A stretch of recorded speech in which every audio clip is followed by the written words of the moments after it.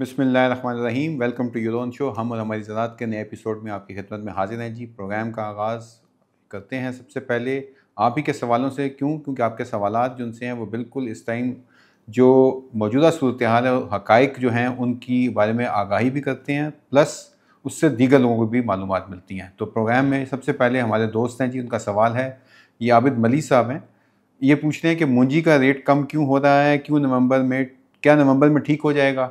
जी शुक्रिया आबिद मलिक साहब।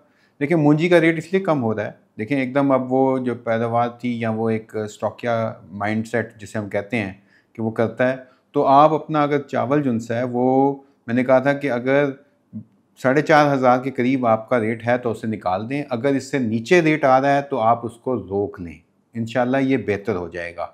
ठीक है। एक और चीज़ अहम है जो इस नुक्ते पे, अगर मुझे हमें पता चल जाए कि आप कहाँ से बोल रहे हैं, लेकिन क्योंकि उम्मीद है कि आप सेंट्रल पंजाब में अगर होंगे, तो अगर आप बासमती के ऊपर हैं तो यूरोपियन यूनियन की बड़ी अहम यह है कि भारत का उन्होंने अभी तक जिसे जोग्राफिकल टैग होता है, इंडिकेशन जो देता है आइडेंटिफिकेशन का, उसको रोक के रखा हुआ है। और उनकी इस टाइम जो भारत का और यूरोपियन यूनियन का जो मुआहदा है फ्री ट्रेड का, वो रुका हुआ है सिर्फ चावल की वजह से। चावल की इतनी अहमियत है आपकी। अगर आप इस किस्म की फसलें जो बासमती उगा रहे हैं और उसमें आपको नज़र ये आ रहा है कि उसकी जो भाव है वो क्या हो सकता है, तो आपको यही दरख्वास्त करेंगे कि अगर आप अच्छा चावल आपने किया है, आप उसको संभाल के रखें। क्योंकि इसका रेट इंशाल्लाह ऊपर जाएगा। जी नेक्स्ट आते हैं जी, अगला सवाल हमारे दोस्त हैं आमिर तैमूर साहब हैं जनाब। ये कह रहे हैं सर का रेट क्या हो सकता है नेक्स्ट ईयर? देखें राया जो है बड़ा स्टेबल होता है, इसे कहते हैं, वो उसका रेट ऊपर 6,500 से 8,000। मैंने बहुत सारे फार्मर्स से बात की, खसूसन पंजाब के उन इलाकों में जहाँ पे कि राया की काश्त काफ़ी दबा के हो रही है। मियाँ वाली हो गया, खुशाब हो गया, इसके साथ साथ बाकी एरियाज़ हैं। इस तरह सिंध में बहुत से लोगों से बात हुई होती है, जब चावल की फसल उतरती है तो वो सरसों या राया या कैनोला इस तरफ चले जाते हैं। तो इस दफ़ा बहुत सारे लोग पिछले साल की तरह लगा रहे हैं और अच्छी क्वालिटी का इस टाइम सीड भी अवेलेबल है, तो उसमें लागत भी कम है। तो बहुत सारे लोगों का रुझान, क्योंकि मार्केट के अंदर कैश नहीं है, बुनियादी जो मसला है मुल्क का वो कैश का है, और कैश की वजह से हुआ ये है कि वो आपको जब उसकी फसल तैयार होगी, जब वो आप कटाई करेंगे, हार्वेस्ट होगा, उस टाइम रेट गिर जाएगा। लेकिन अगर आप उसे संभाल के रखते हैं, अगर आप उसका ख्याल रखते हैं फसल का, तो उम्मीद यही है कि 8,000 तक ये मार्केट अगली जा सकती है। क्योंकि पाकिस्तान की डिपेंडेंट बहुत है। पाकिस्तान को अभी बहुत सारे बैरूनी महाज के ऊपर मसले मसाइल आ रहे हैं। मैं जैसे आपको बात करूं कि आपका जो टैक्स का टारगेट था सितंबर तक का, 30 सितंबर का, वो 200 अरब रुपए में उसका घाटा पड़ गया है। इसकी मिसाल यूं है कि जब दुनिया में जो सोने की जो इस टाइम कीमत है वो अक्टूबर में कह रहे हैं कि वो $4,000 के क्रॉस कर जाएगी इंटरनेशनल मार्केट में। और उस वजह से हुआ यह है कि ट्रंप की जो टैरिफ की कहानी थी और अमेरिका में डेडलॉक हो गया है। ठीक है, जिसे कहते हैं कि अमेरिका का जो हुकूमत का कारोबार है वो बंद हो गया है। वहाँ पे जो खर्चे वहाँ पे करने की वहाँ पे सूरत हाल नहीं है। उससे बहुत सारे प्रेशर्स आ गए हैं और आपकी दो मार्केट्स उससे डिस्टर्ब हुई हैं। एक मार्केट जिसे हम कहते हैं क्या, वो है पेट्रोल की या तेल की। जी, तो दुनिया में दो चीज़ें जो सी हैं ना वो बड़ी इंपॉर्टेंट इससे साथ हुई हैं कि सोना ऊपर चला गया है, उससे कमोडिटी के अंदर बहुत असर पड़ा है। तो कमोडिटीज़ जो सी हैं वो गिर गई हैं। और पूरा अमेरिका में चाहे आप गंदम ले लें, चावल की थोड़ी सी बेहतर है हालत, लेकिन इसके साथ साथ सोयाबीन ले लें आप, वहाँ पे उसका कॉटन ले लें, सब डाउनवर्ड्स है। पाकिस्तान में पेट्रोल 4 रुपये हुकूमत ने महंगा कर दिया है। ले मतलब ये असरात मैं आपको बता दूं तो महंगी जो चीज़ें हैं, बजट एक मिनी बजट भी हो सकता है। $200 जो 200 अरब का घाटा पड़ा है गवर्नमेंट को उस वजह से। तो ये सिचुएशन जो सी है यहाँ पे वो नज़र आ रही है। लेकिन सिलसिला ये है कि इन करीब इंशाल्लाह इस पर आपको आगाह करते रहेंगे। लेकिन अगर आप लेके रखते हैं, उसको संभाल के रखें, उसकी कीमत इंशाल्लाह रहेगी। जी हमारे दोस्त हैं कमाल खान साहब। इनका सवाल था कि पाकिस्तान और भारत दो बड़े ज़रूरी मुल्कों में जो सैलाब से तबाहकारी हुई है, इससे आलमी मार्केट में अजनास की कीमतों में कोई फ़र्क पड़ेगा या नहीं पड़ेगा? देखिए मैंने आपको बताया जो मेजर आपका था कि भारत और पाकिस्तान में बिल्कुल पड़ा है। लेकिन अभी IMF की भी रिपोर्ट आई है कि पाकिस्तान में इकॉनमी के ऊपर शायद इतना फ़र्क ना पड़े। क्यों? क्योंकि हमारी 43 अरब डॉलर की वो जो बाहर गए हुए हैं हमारे पाकिस्तानी, वो जो पैसा भेज रहे हैं, वो जो सैलाब का नुकसान है उसको पूरा करने के लिए हुकूमत का हाथ बटाते हैं। सबसे अहम जो जुज़ है ना वो ये 43 अरब डॉलर तक पहुँचने की उम्मीद है इस साल। तो अब आप अंदाज़ा लगा लें कि उसकी उनकी वजह से पहले एग्रीकल्चर ने बचाया था। जब सैलाब आया था तो अगले साल एग्रीकल्चर 6% पे चला गया था, उसने बचाया था। इस दफ़ा वो कह रहे हैं कि एग्रीकल्चर के तो हालात नहीं अच्छे, लेकिन जो बैरूनी मुल्क से पैसे हमें आ रहे हैं, ज़र मुबादला भेजते हैं हमें, रेमिटेंस जिसे कहते हैं, उससे बच सकते हैं। तो एक तो ये सिचुएशन है। जो इंडिया में टैरिफ का मामला है, टैरिफ का हम पहले कह चुके हैं कि उस वजह से बहुत ज़्यादा मसले आ रहे हैं, लेकिन अमेरिका का मैंने कहा कि क्योंकि दुनिया के डॉलर के डोमिनेटिंग है, गोल्ड ऊपर जा रहा है, अजनास नीचे आ रही हैं, तो उस वजह से मेरे ख्याल से सिचुएशन जो सी है उस पर इतना ज़्यादा फ़र्क नहीं पड़ा। लेकिन इसका ये मतलब नहीं है कि हम पाकिस्तान की बात ना करें। पाकिस्तान में कंज्यूमर के ऊपर बहुत सारा प्रेशर आ रहा है और वो प्रेशर जो सा है वो मज़ीद बढ़ेगा। क्यों बढ़ेगा? अब आते हैं गंदम के ऊपर। गंदम का जो सीज़न आ रहा है उसमें अच्छे सीड की फराहमी, उसका एक बहुत बड़ा चैलेंज बन चुका है। लोग जो हैं वो गंदम की तरफ नहीं आ रहे। हुकूमत को जो नज़र आ रहा है कि हुकूमत को अब कई सालों तक जो फूड सिक्योरिटी का मसला आ गया है, तो फूड सिक्योरिटी में आपको गंदम इंपोर्ट करनी पड़ेगी। और गंदम इंपोर्ट करने में आपको पता है कि यहाँ पे चीनी के भी अभी हैं, चीनी का भी हुकूमत ने टेंडर दिया था और अब वो ख़रीद रही है। पहले बाहर भेजी फिर अंदर की, ठीक है। महंगे दामों आ रही है, प्रेशर पड़ रहा है। सिमिलरली हमारा जो गंदम का हाल है, तो गंदम फिर इंपोर्ट होगी। लेकिन गंदम में जिन लोगों ने कई बिलियन डॉलर्स का जो चूना लगाया, जो आवाम को नुकसान हुआ, किसान को बहुत बड़ा नुकसान हुआ, यानी कि वो जो माफिया का लफ्ज़ इस्तेमाल किया गया किसान के लिए, उन्होंने इंतहाई घाटे का सौदा किया और उस वजह से हमारी अब पास्को जैसे इदारे भी ख़त्म कर दिए गए हैं।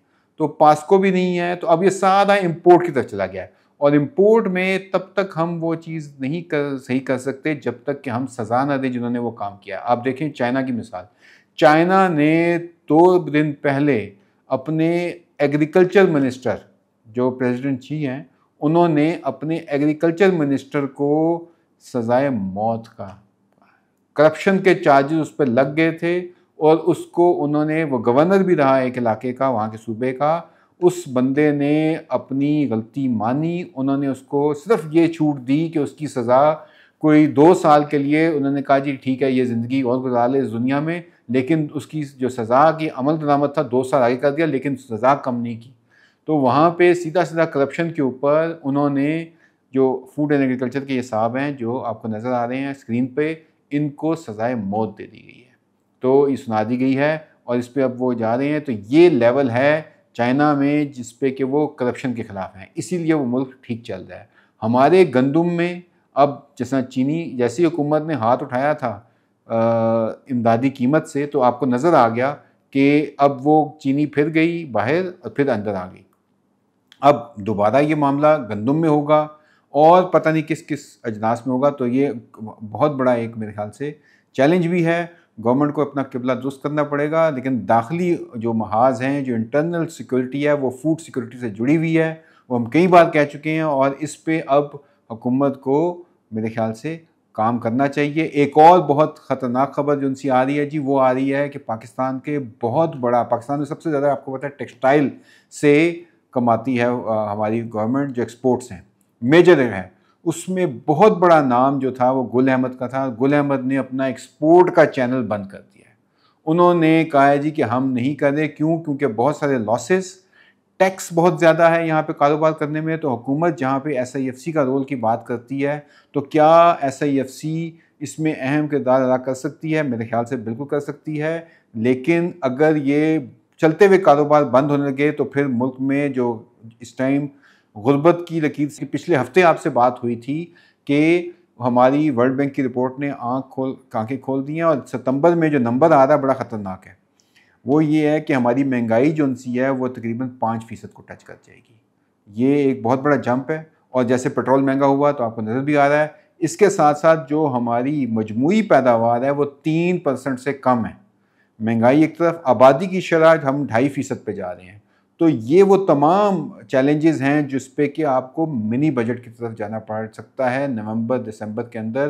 क्यों? क्योंकि अगर आईएमएफ ने अपने चीज़ें नहीं उनकी पूरी हुई तो वो कहेंगे जी और टैक्स लगाएं। तो ये एक एग्रीकल्चर के लिए एक बहुत बड़ा मेरे ख्याल से चैलेंज आ रहा है। अभी वैसे भी सैलाब से जो लोग आबादकारी की तरफ करना चाह रहे थे उनकी भी आबादकारी में बहुत बड़ा मसला है। पानी कई जगहों पे अभी भी खड़ा हुआ है, कई जो मौज़े हैं वो पूरे डूबे भी हैं, ख़बरें ये हैं। लेकिन अभी क्योंकि पाकिस्तान में लिक्विडिटी का मसला है, कैश नहीं है, इसलिए बहुत सारे कारोबार रुके हुए हैं। एक और अहम चीज़ जो इसमें नज़र आ रही है वो है ट्रैक्टर की सनत। ट्रैक्टर की सनत में देखें, बेलारूस का एक ट्रैक्टर जो मेरे ख्याल से जब बहुत 20-25 साल पहले जो हुकूमत थी उसने लेके आई थी, पीपल्स पार्टी की गवर्नमेंट थी, उन्होंने लेके आए थे वहाँ से बेलारूस के, और फिर एक वो नैप का केस भी बना था। अब उन्हीं लाइंस पे, लेकिन वो ट्रैक्टर जो था वो 500 प्लस कैटेगरी का था, और उसने बहुत सारा जो सिंध की मुश्किल ज़मीनें थी वहाँ पे वो उसको इस्तेमाल किया गया, सख्त ज़मीनों पे, और उसने बड़ा अच्छा रिज़ल्ट दिया। अब वही कंपनी पाकिस्तान में इन्वेस्ट यहाँ वहाँ उस क्वालिटी के ट्रैक्टर आ रहे हैं, आना लगाना चाह रहे हैं, लेकिन फिजिबिलिटी देखी जाए तो बड़ा मुश्किल नज़र आ रहा है। क्यों? क्योंकि स्टॉक एक्सचेंज जिसका बहुत हुकूमत शोर मचाती है कि वो 1,65,000 66,000 तक चली गई है, और बहुत सारा मामला जो उनसे है वो उसके ऊपर है।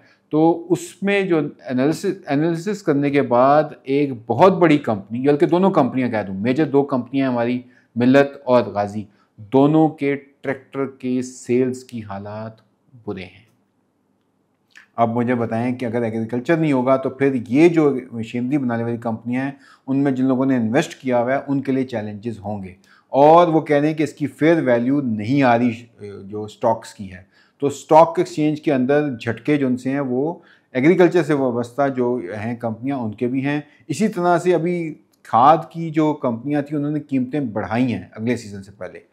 खाद की कंपनियों के स्टॉक्स भी अब लंबी सप्लाई है, उनको भी अब चैलेंज आया हुआ है। तो ये तमाम चीज़ें जो हैं ये बता रही हैं कि अगर एग्रीकल्चर नहीं चल रहा तो आपकी जो फूड सिक्योरिटी है वो कॉम्प्रोमाइज़्ड है।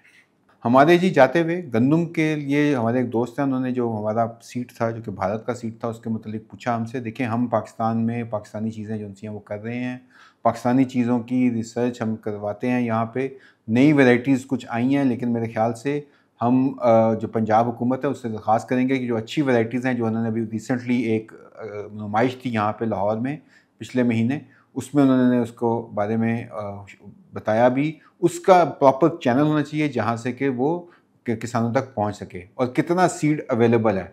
मेरे ख्याल से एक बहुत अच्छा दुरुस्त इक़दाम हुआ था जब ये आपका कैनोला के अंदर प्राइवेट पार्टी ने बहुत अच्छा खेला था, और उन्होंने बहुत अच्छा सीड दे के हाइब्रिड जो पैदावार है वो बढ़ाई है लोगों की, बड़े अच्छा उनका रिजल्ट्स आए हैं। इसी तरह मेरे ख्याल से अब गंदम की पैदावार जो कि हमारी एवरेज है उसको हमने 50 मन से ऊपर लेके जाना है। तो आप उसके लिए करें, इस सिलसिले में किसान मददगार से ज़रूर रब्ता करें, वो आपका अपना प्लेटफॉर्म है, वहाँ से आपको मुकम्मल जो अच्छे सीड के मुतालिक मालूमात भी मिलेंगी, और मज़ीद इसके मुतालिक आपको क्या और कब लगाना चाहिए, किस इलाके में कौन सा सीड अच्छा है, ये तमाम मालूमात हमारे किसान बॉट पे भी अवेलेबल हैं। तो आपसे दरख्वास्त है कि किसान बॉट को इस्तेमाल करें ताकि आपको बेहतर जो है वो ज़राअत के मौके भी मिलें, इसके साथ साथ बेहतर फसलें हों, और इसके साथ साथ आपका जो मेयार ज़िंदगी है वो बेहतर हो, क्योंकि ज़राअत से ही पाकिस्तान की बहाली है, पाकिस्तान की तरक्की है।